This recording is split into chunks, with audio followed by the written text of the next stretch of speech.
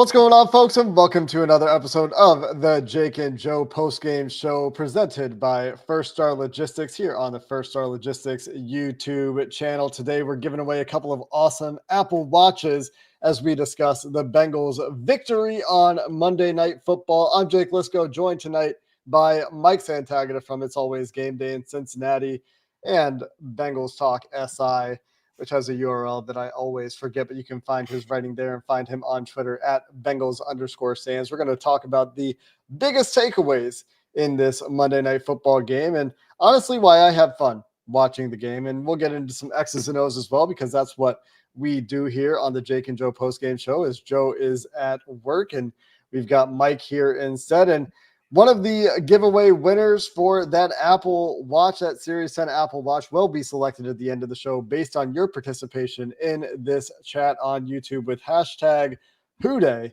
You will have a chance to win that Apple Watch. Just make sure you live in the United States. Make sure you haven't won a giveaway here with us before. And Mike, as we do on the Jake and Joe Postgame Show, even though you are not Joe, we are still going to get started with the biggest takeaway. And it's kind of tough to find those at this point in the year, right? And relatively meaningless December football with Joe Burrow at quarterback, not something that we are used to seeing. But all of that being said, what was your big takeaway watching tonight in a game where the defense got a few stops against a bad offense and the offense capitalized on a lucky break on special teams and was able to do just enough to get the win?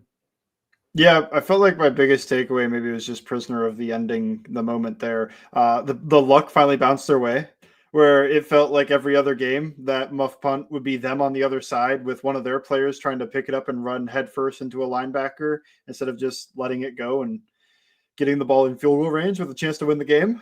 Bizarre decision that they were not on the opposite side, because when Yosivas started to fumble, I was like, classic Bengals game. Just, they got a holding penalty, and then this is what happens in these games. But that's not what happened. It swung the other way. The fumble got reversed. They got the punt back on a blocked punt.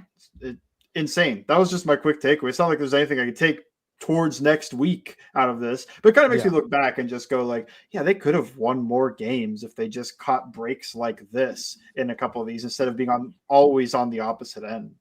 And my usual esteemed co-host of this show, Joe Goodberry, tweeted late in this game that it's like every Bengals game we've seen this year, right? This is the exact same game they've played so many times, except against these bad teams, the Bengals end up winning.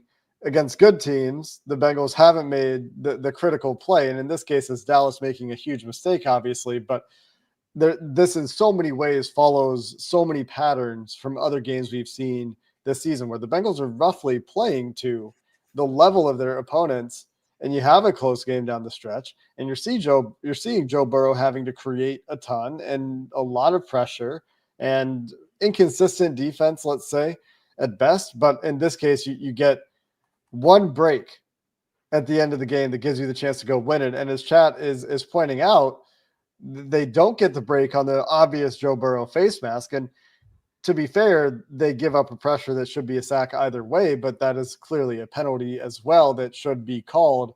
It's just like that one doesn't feel as earned.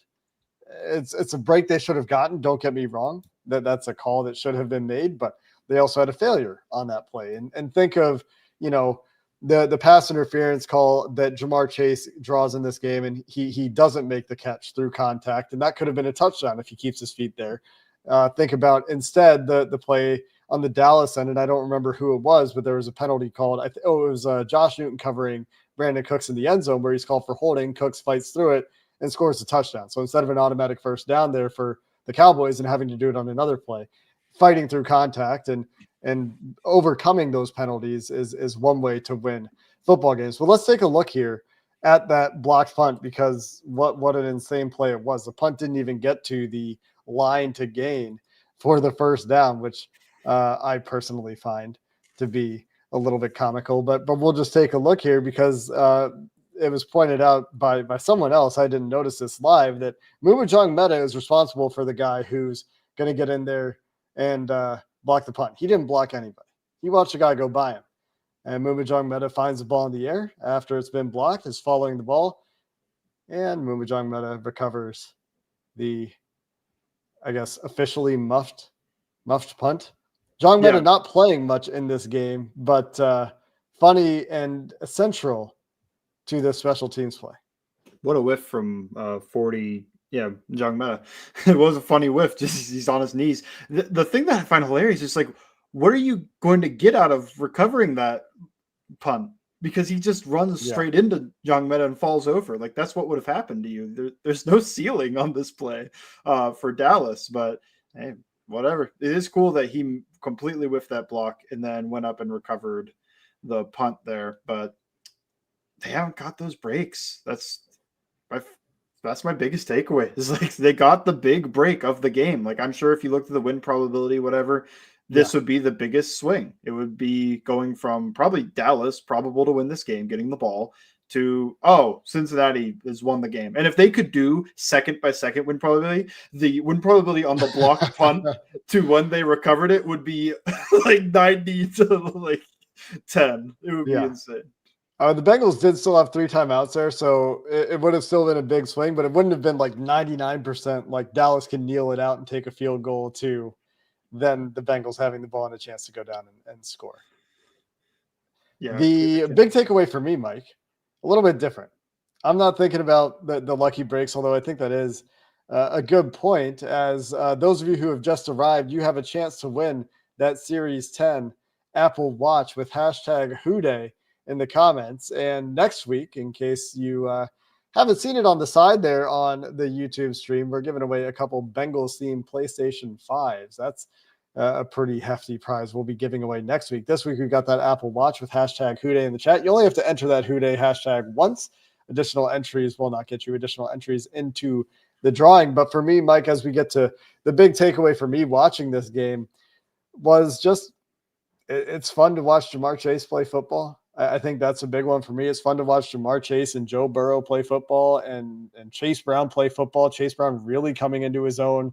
And Matt Minnick tweeted during the game, and I'm going to be interested to see how this is followed up on. That I guess you were watching the Manning cast, so you maybe heard this too, that Burrow told Peyton Manning that he couldn't catch Chase Brown before this year. And then he got LASIK in the offseason, and now he's turned into this really dynamic piece for this Bengals offense, both as a runner and as a receiver, targeting him against a corner on a vertical ball in the end zone on one play. But other than that, having a few really nice catches with great run after catch opportunities where you can really see him show off that explosiveness. So watching Burrow playing at a consistent high level this year, that continues again tonight, evading pressure throughout the night, making throws as he's going to the ground, taking hits, and continuing to hang in there and play at a high level. Watching Ja'Marr Chase catch 14 of 18 targets for 177 yards and 2 touchdowns for his third game going over 175 this year, his third game going over 10 catches this year,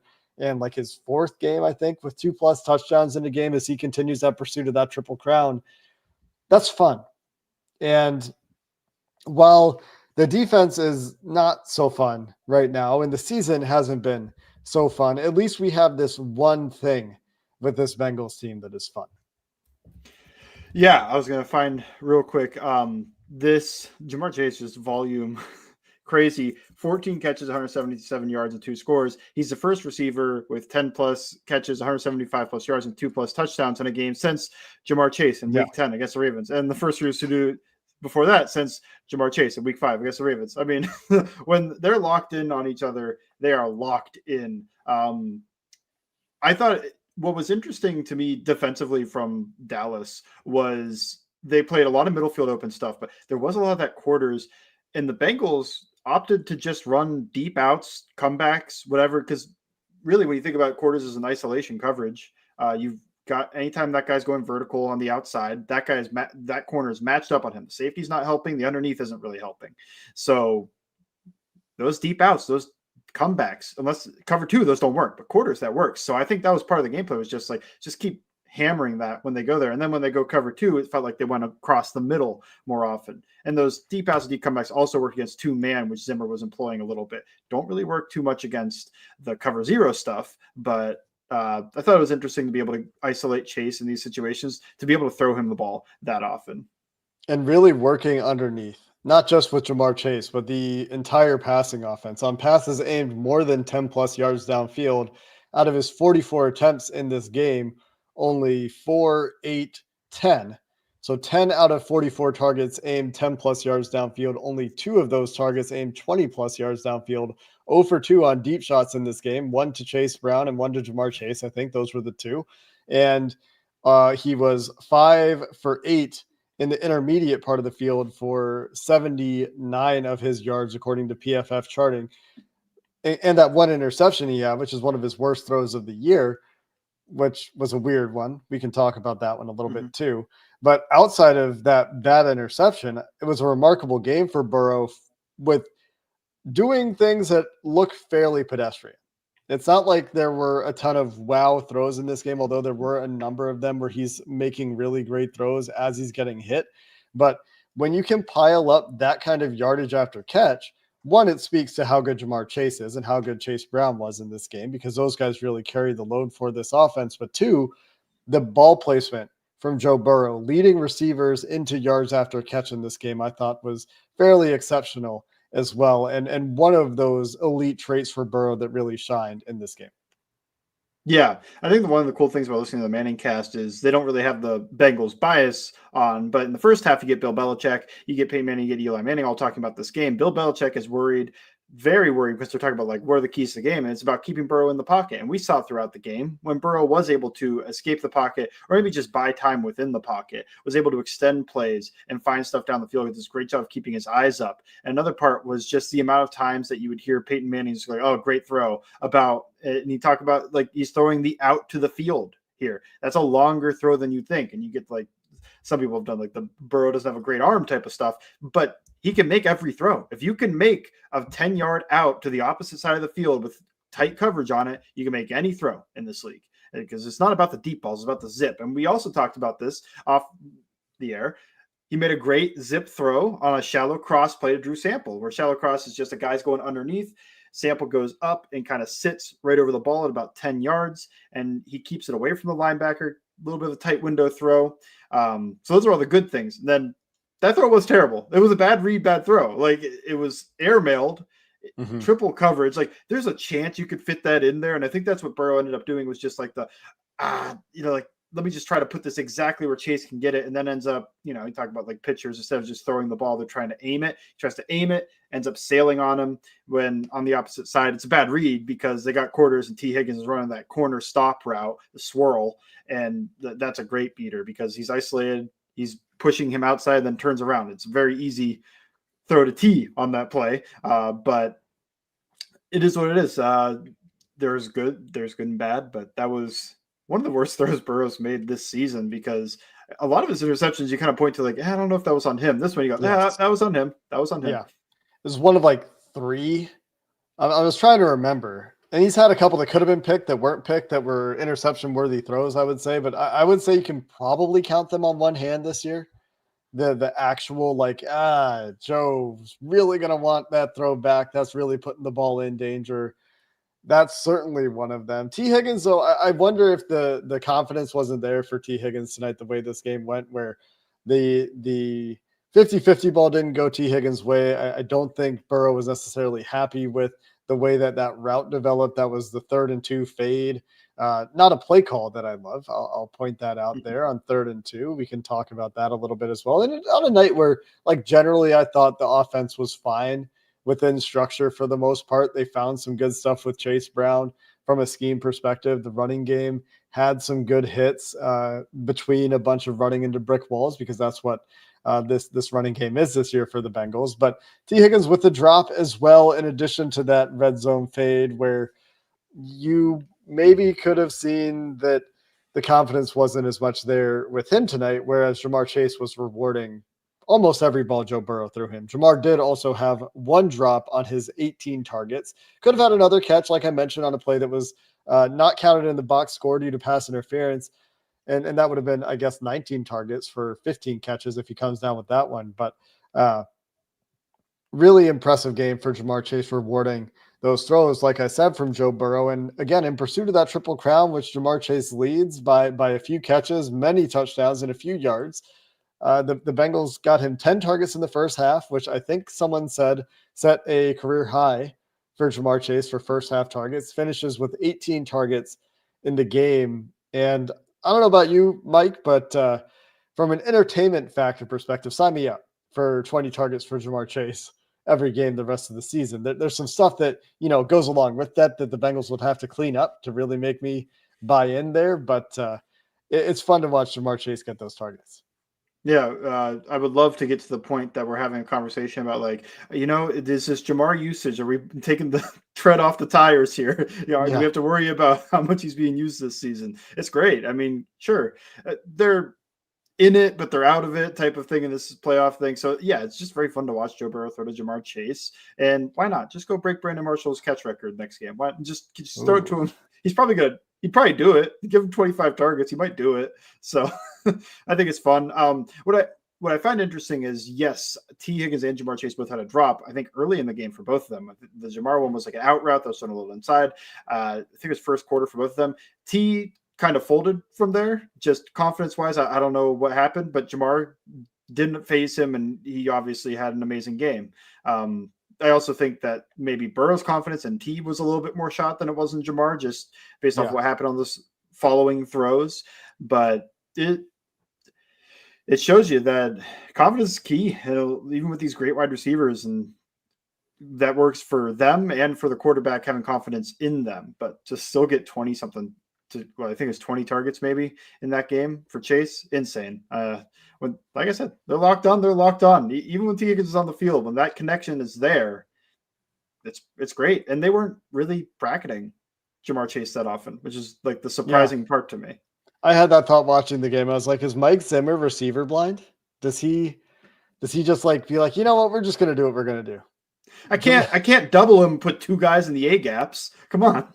Yeah, I mean that is a little more challenging. Let's take a look really quickly here at the game-winning touchdown, as it were, the Jamar Chase out route. And this is what I was talking about earlier. Then we'll talk about the offensive line a little bit. Then we'll talk about the defense a little bit to wrap up the show. But this is what I was talking about earlier when I'm talking about ball placement from Joe Burrow being one of those elite tools in the bag. And I agree with you. You mentioned the DM that I sent you early in this game. Like, he put a little bit more zip on that one, or am I just tired?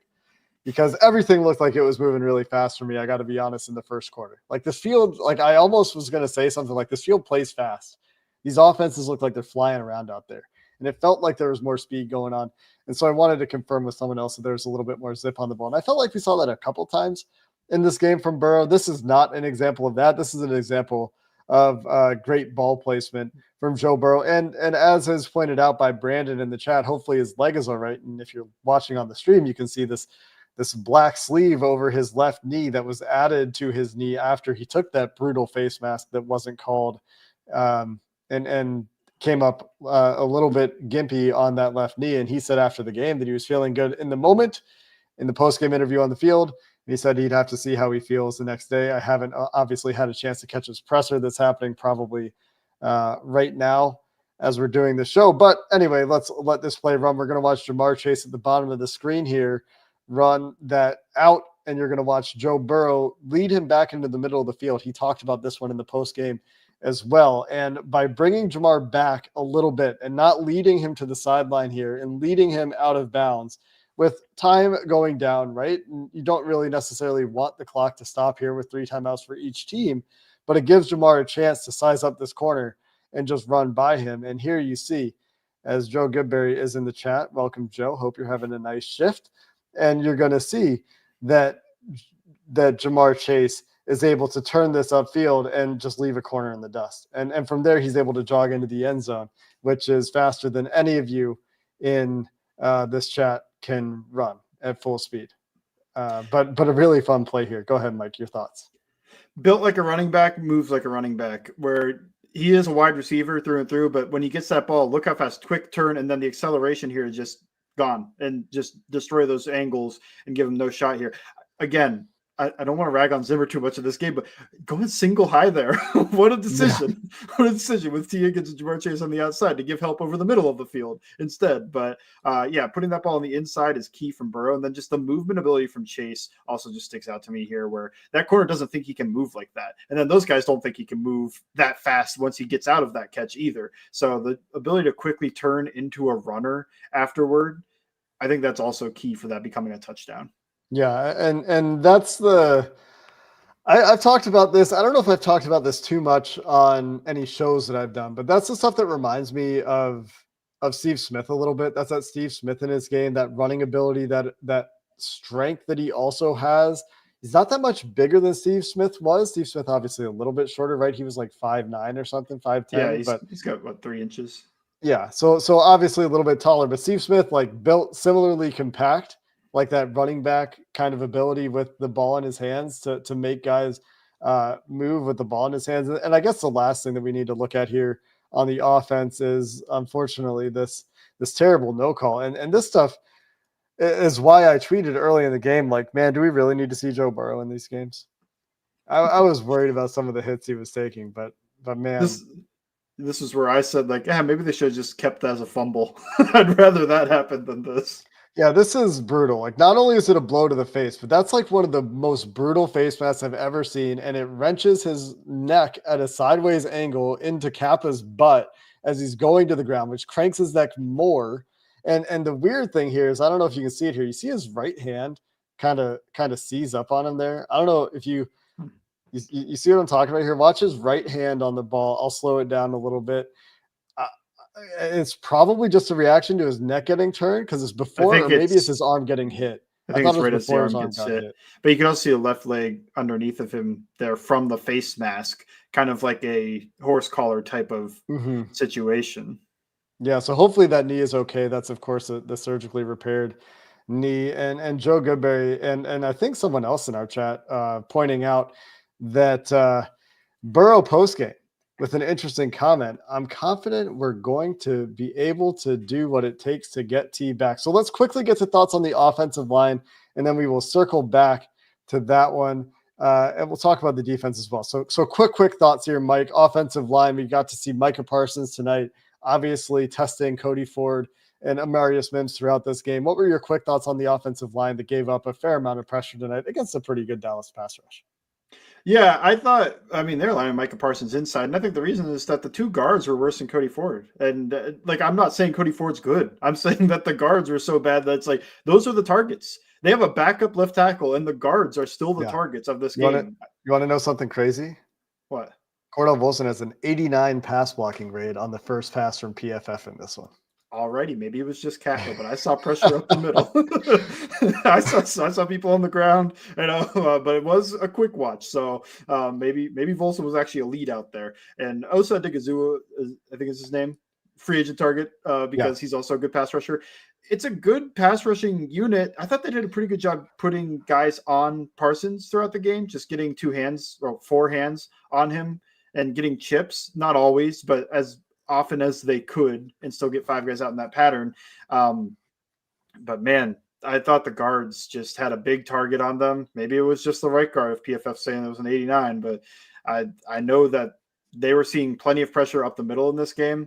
And it felt like it also just kind of collapsed that pocket and made things difficult, where I expected Cody Ford to have the worst game. Like, yeah, he didn't play well, but I was like, it's also kind of indistinguishable from some of the stuff that's happening inside. Yeah.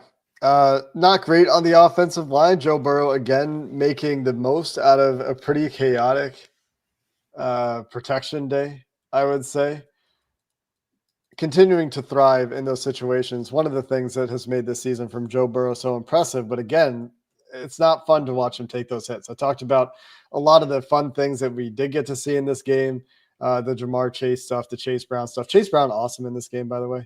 I don't know if we've talked about him enough. We're not going to have time to talk about him in significant detail here, but quick thoughts on the defense, Mike, before we get to the Joe Burrow comments on T. Higgins. Still, to me, pretty unsound. I mean, when you get a wide receiver screen and you make contact 2 yards in the backfield and turns into a 40-yard explosive play for them, Yeah, That's not a great. pretty unsound defense to me, and it happened throughout. The difference is, and this is kind of true about every time they've had a good defensive performance, they face a quarterback that's not a starting level quarterback. If they Yes. face anybody, they are the line to see if you have a starting level quarterback. Steelers got one. Cowboys, no. Where if the quarterback's able to, read this defense well, find the open receiver, this defense doesn't stand a chance. They just get their teeth kicked in. Instead, this game, it was a little up and down, but towards the end, especially in that second half, I felt like you were watching Cooper Rush just miss pass after pass and throw balls to the defenders. And I've watched the Bengals defense enough to know that there probably wasn't that tight of coverage throughout the entire play that they had to throw it right at the defender. Yeah. I wonder, well, we don't have time for this today, but I'm reminded of a stretch in the Bengals' recent history where they played a bunch of backup QBs. I don't remember if it was last year or 2 years ago. And the defense perhaps is one of those defenses that's really good against bad quarterbacks and not so good against real quarterbacks, as you point out, Mike. Let's get to this interesting comment from the Joe Burrow presser. And Joe Goodberry pointing it out, as well as many of you. I saw many of you mention this. And of course, for your last chance to win that Apple Watch that we're going to give away momentarily here at the end of the show, hashtag Houday in the chat. You can enter that once. Don't need to do it more than once. Chance to win that Apple Watch. Joe Burrow postgame, I'm confident that we're going to be able to do what it takes to get T back. This will certainly spark some conversations around the Bengals for the next few weeks. What do you think? This is what Burrow's kind of said since he was about to not even signed his deal yet, but he kept saying, like, I want to keep, all the pieces together. I'm trying to structure my deal so that we can sign everybody. And that did not just mean Chase. That also meant T when he would say those things. I think the last 2 years of negotiations with T have kind of pointed the complete opposite direction, that they do not have what it takes to get him back. But I think it's Burrow exercising some of his leverage to try to keep a good wide receiver in town. I mean, I'm sure if we all know they have the money to sign him, I'm sure Burrow could take one look on Spotrac.com and see, oh yeah, the Bengals could keep my friend around. Let me know if you can hear this. I'm going to try to play this clip that the full audio here. Let me know. Can you hear this, Mike? I'm just going to play a couple seconds and then I'll stop it and I'll start it again if you can hear it. You hear anything? Yeah. You can hear it. Okay. I'm going to let this run. I'm not going to be able to hear it, but I know what was said. About kind of cherishing all those moments, not knowing what the future might hold, how long that trio is going to be intact for. Yeah, we don't know. But those discussions are ongoing, and I'm confident that I think we're going to be able to do what it takes to bring T back. And I know that I'm going to do what it takes to get him back, and so is he. We've had those talks, so those are going to be off-season discussions, but I think we're excited about that opportunity. That confidence that you'd be able to get T Higgins back based off of What do we think here, Mike? Is there anything there? I'm going to do it. What needs to happen to get T back? I mean, I know that T also was asked by a reporter at his locker afterward, and I don't know what was said there. That's another one that Paul Dehner Jr. tweeted the video of T at his locker in the post game. So I didn't hear what T had to say in response, but that's something that we're going to have to listen to before we go do our respective analyses on this quote here this week and into the off season. Yeah, very hard nipples. Second thing was the second thing is that sounded better when it was in writing to me. Like the confidence level we're listening to him actually say is like, yeah, I'm confident we could get T back. I'm like, okay, well, that doesn't. You're not oozing the confidence here. The adrenaline is wearing off. He's starting to feel that knee. He's feeling that neck. He's not going to be feeling right until Wednesday. He needs a couple of days here to recover. It's just the adrenaline wearing off. That's all it is. I do think it is still him probably leveraging his power within the organization to try to push to bring T back. But I don't know if I would actually say, oh, yeah, he sounds very confident that they're going to bring T back. I mean, it is quite a thing to say that in that spot, though, because that is the kind of power that Joe Burrow has. That is Joe Burrow I think, trying to send a message, not so subtly, right? That he obviously would like to keep. And he did this with Mike Gesicki too. He talked about wanting Mike Gesicki back last week. This week, a much more high profile name in T. Higgins. Just interesting stuff. Something that we will have to dive into more. Going to have to go check out that T. Higgins response at his locker to hear what was said there. And you're right. It is interesting to hear the tone. But that's going to wrap up our thoughts here. Let's get to that giveaway for all of you that entered the hashtag Houday in the chat here on YouTube. You have a chance to win one of those Apple Watches, courtesy of First Star Logistics, who are so generous to give us this platform to share our thoughts on everything going on with the Bengals and to give away some awesome stuff on the show. We've got our winner from Twitter. You can see it up on the screen there. That is Marcus Ross at Hoosier_Daddy22 on Twitter, on X. And we've got one to give away for those of you in the chat that we will bring up on the screen here and run our randomizer here to give away the Apple Watch to one of you who has stuck it out to the end of the show in the chat. And that winner will be B-Doug 703. Do you think this is someone with the last name Doug, Mike? Two first name situation?